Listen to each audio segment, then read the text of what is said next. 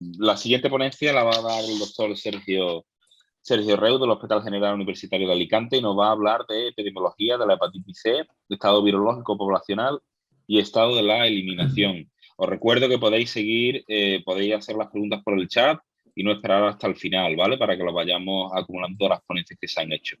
Sergio, muchas gracias por aceptar la invitación y cuando quieras. Buenas tardes a todos. Gracias a GEP por organizar este tipo de actividades y por invitarme a participar. Y, por supuesto, a Gilead también por apoyar este tipo de iniciativas. Mirad, a mí me han encargado hablaros de la hepatitis C, ¿no? De cómo está la situación en la población en general o en subgrupos también y cómo está el estado de eliminación.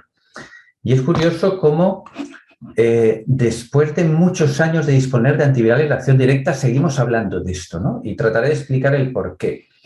Mirad, si esto de aquí es nuestra población, puede ser España, la situación aquí depende de cuántos casos hay de nuevas infecciones, que pueden ser importadas o autóctonas. Estas nuevas infecciones pueden ser reinfecciones de gente curada, ¿vale? Pero al mismo tiempo hay que andar restando pacientes que fallecen y pacientes que se curan. Realmente de todo esto, que es un poco yo de lo que quiero hablaros, datos exactos tenemos de los pacientes que se curan, porque tenemos las cifras prácticamente mensuales de cuántos tratamientos se administran. Como os decía, en 2015 llegaron los antivirales de acción directa, ¿no? Y supusieron una revolución porque pensábamos que se iban a curar todas las hepatitis C probablemente en pocos años, porque eran tratamientos muy sencillos, sin efectos secundarios, ¿no? Estos tratamientos permitieron que la OMS y sociedades científicas plantearan la posibilidad de erradicar la hepatitis C y se fueron poniendo una serie de horizontes que a nivel global podríamos decir que eran para 2030, pero que en España, que empezamos muy fuerte, pensábamos que iba a ser antes, ¿no? Cuando empezamos con el tratamiento de la enfermedad, España era líder en la consecución de objetivos y, de hecho, hasta el año 2019 se trataron 135.000 personas con antivirales de acción directa, que es una barbaridad, y prácticamente todas se curaron. Yo creo que la cifra a día de hoy puede andar por unas 150.000 personas tratadas y curadas de hepatitis C en España, y ello incluye por la mayoría de pacientes infectados por VIH. Ahora bien, ¿cuál es la situación exactamente en la población? Mirad, si tuviéramos que sacar una foto de cómo estaba la hepatitis C en el país en el año 2018, que se hace muy poquito, los datos probablemente más precisos son los del segundo estudio de prevalencia, el Ministerio de Sanidad y Consumo, donde se vio que la prevalencia de infección activa, es decir, con ARN el virus C positiva, en población española era del 0,2%. 0,2% significa 2 de cada 1.000 personas, ¿de acuerdo? Inferior probablemente a lo que se pensaba. Pero además, este estudio dio la información de que muchas de estas infecciones ya se sabían. Realmente infecciones nuevas probablemente eran 1/3 solo. Y cuando se analizó por grupos de sexo y edad, se vio que había un pico correspondiente a varones de entre 50 y 70 años, donde la prevalencia llegaba a ser del 0,8%, que era una prevalencia, en mi opinión, bastante alta, y el resto de rangos de edad era muy inferior. ¿Dónde estaba hecho este estudio? Este estudio estaba hecho en toda España y estaba básicamente realizado en centros de extracción de sangre de atención primaria, ¿no? Lo digo porque esto hay que tenerlo en cuenta a la hora de interpretar los resultados. Esta es la gráfica donde podéis ver la prevalencia de infección activa por virus de hepatitis C. Realmente, donde encontramos prevalencias altas son en varones en edad media avanzada de la vida. En todo el rango de edad, todos los demás rangos de edad, la prevalencia puede andar por el 0,2% aproximadamente. ¿Qué limitaciones tiene este estudio, no? Yo creo que a la hora de interpretarlo, yo creo que están probablemente infrarrepresentados algunos grupos de población que van poco a los centros de salud. Y ahí pueden estar inmigrantes, sobre todo inmigrantes en situación ilegal, personas sin hogar, usuarios de drogas sanos o sin problemas médicos, así como los varones que tienen sexo con hombres, que también están aparentemente sanos, ¿no? Como ejemplo, aquí en Sevilla se realizó un estudio de búsqueda de hepatitis C en la ciudad de Sevilla y se vio que en personas sin hogar la prevalencia llegaba al 3%. 3%, pensad que es 15 veces superior a los datos que tenemos en población general en España, ¿no? ¿Y dónde podemos, si quisiéramos ver cuál es la prevalencia de estos grupos, tenemos dos opciones, o ir a ellos directamente, lo cual muchas veces es difícil, ¿no? Porque no es fácil encontrarlos. Y otro de los ámbitos donde podemos mirar es en urgencias. Muchos de estos pacientes no van a atención primaria, no van a sus médicos de familia, sino que cuando tienen algún problemilla acuden a urgencias, ¿vale? Y ese es un ámbito muy importante donde podemos buscarlos. Un subgrupo especial es el de la población VIH, ¿no? En la población VIH la prevalencia de virus C, tenéis en estas gráficas, prevalencia de virus C en usuarios de drogas y en varones homosexuales, ha disminuido drásticamente, pero por ejemplo, en los varones homosexuales, en el 2019 era del 0,4%, que es el doble de lo que encontramos en población general. Bien, y en este contexto, hemos dado datos de 2018-19, viene el COVID, ¿no? El COVID tuvo un impacto en el sistema sanitario globalmente malo. Malo porque para muchas enfermedades, incluida la hepatitis C, disminuyó mucho el número de test diagnósticos que se realizaban. Las visitas a médicos de familia llegaron a casi desaparecer en algunos momentos de la epidemia. Las visitas a atención especializada disminuyeron, se iniciaron menos tratamientos, claramente, ahora os pondré unos datos, se interrumpió el seguimiento de pacientes con fibrosis altas y hay datos discordantes de qué ocurrió con las prácticas de riesgo para adquisición del virus C, ¿no? Hay datos contradictorios porque aunque había confinamiento, hay quien sugiere que pudo incluso incrementarse las prácticas de riesgo. Mirad, en esta gráfica que veis aquí de barras, podéis observar como cuando empezó la epidemia de COVID, que fue aquí donde estoy señalando, el número de tratamientos, de inicios de tratamientos de virus C se redujo a más de la mitad, ¿no? ¿Y esto qué supone? Alguien puede pensar que esto no tiene demasiada importancia porque en realidad se retrasan estos inicios, pero acaban por realizarse. No, si miramos globalmente el impacto que puede tener el retraso en el inicio de tratamientos a nivel global, se estima que esto puede ocasionar 72.000 muertes, ¿no? ¿Y por qué? Pues porque muchos de estos pacientes, como ahora vemos, tenían fibrosis muy elevadas. Entonces, en el contexto del COVID, la Alianza para la Eliminación de las Hepatitis Víricas pues, sugirió la realización de test serológicos para virus C, ¿no? Aprovechando que se estaban haciendo muchísimas serologías para COVID. Esto era una magnífica idea, pero bueno, solo se puso en marcha de forma muy puntual y normalmente formando parte de estudios. ¿Por qué? Porque todo es complicado de hacer, ¿no? Todo lo que quieres hacer que se sale de la rutina habitual es difícil, tienes que pasarlo por comités, tienes que conseguir autorizaciones, gente que se involucre, entonces no es fácil de hacer. Entonces, ¿por qué no se erradica el virus C en España, no? La clave, o sea, la respuesta fundamental es porque hay poblaciones de riesgo, es decir, porque hay personas que mantienen prácticas de riesgo. Por tanto, aparte del abordaje de la población general, es fundamental, es imprescindible el abordaje de la microeliminación en determinados colectivos. Mirad, en esta gráfica veis el número de tratamientos para hepatitis C que se iniciaron desde el año 2015, que fue bajando, lógicamente, pero en los últimos 2 años yo diría que nos encontramos como en una fase de meseta donde esto no tiene pinta de que vaya a desaparecer, ¿no? ¿Por qué no se elimina el virus C en nuestro entorno? Pues estas son las 4 razones. Porque hay pacientes que no están diagnosticados, porque algunos diagnosticados no reciben tratamiento. Esto, para alguien que no trabaja en esto, puede ser muy difícil de entender cómo es posible que alguien sepa que tiene hepatitis C pero no recibe tratamiento, pero esto ocurre fundamentalmente por pacientes que tienen problemas psiquiátricos o sociales graves. Luego tenemos casos importados, ahora veremos de dónde, fundamentalmente. Y luego la cuarta cuestión es que continúa habiendo reinfecciones en la población de riesgo, que son básicamente 2, los usuarios de drogas y los varones homosexuales con prácticas de riesgo. Bien, ¿qué pasa con los pacientes no diagnosticados? En el año 2018 se estimó que podía haber unas 50.000 personas en números redondos con hepatitis C no tratadas, pero realmente de ellas no conocidas de verdad probablemente era un tercio solo. El resto sí que lo sabían, ¿no? Y de estas que sí que lo sabían, pues habían algunas cuyos datos estaban en el sistema, los teníamos en los datos de laboratorio, de microbiología o análisis clínico, estaban perdidos en el sistema y otros no, ¿no?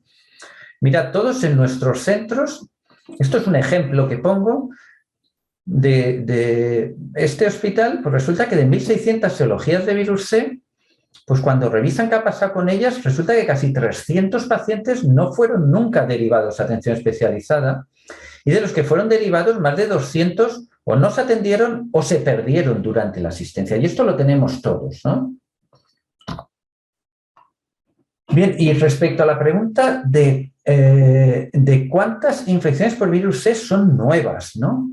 Mirad, lo de nuevo una cosa es que se comuniquen nuevos diagnósticos de hepatitis C y otra cosa distinta es cuántas de esas infecciones realmente son agudas o son recientes, ¿no? Recientes me estoy refiriendo a cuántas han adquirido, por ejemplo, en los últimos 6 meses o un año.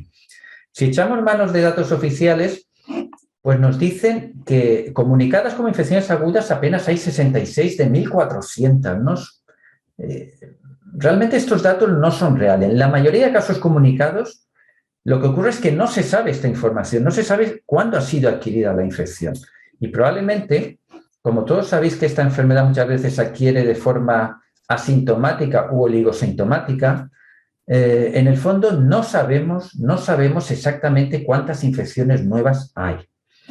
¿Y por qué mecanismos de transmisión se adquiere la infección en nuestro medio? Estos son datos de Murcia. Ellos allí comunican que la principal vía de transmisión es el consumo de drogas por vía parenteral, pero en muchos sitios tenéis que la principal vía de adquisición pasa a ser la vía sexual y lo que está claro es que está claramente en ascenso, ¿no?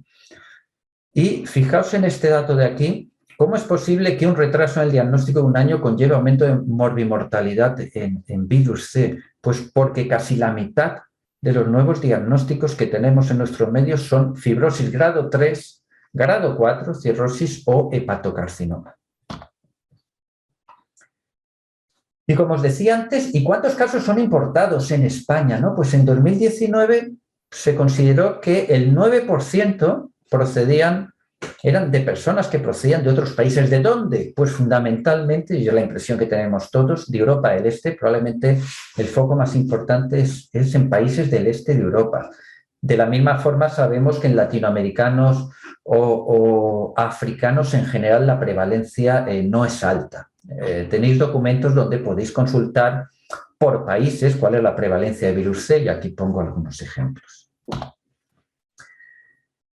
Y mirad, os decía lo importante que es ver subgrupos de población aparte de la prevalencia en la población general. Estos son datos propios, ¿no? No están publicados, pero esto lo hicimos hace 2 años en un centro de dispensación de metadona aquí en Alicante. Se hizo screening de más de 200 pacientes que tomaban metadona y en los cuales realmente no sabíamos, porque no lo investigamos, cuántos eran consumidores activos, pero probablemente hay un porcentaje considerable que son consumidores activos. Pues bien, en este tipo de pacientes que toman metadona, nos encontramos con que el 8% tenían hepatitis C, el 8%, cuando en población general estamos hablando del 0,2%.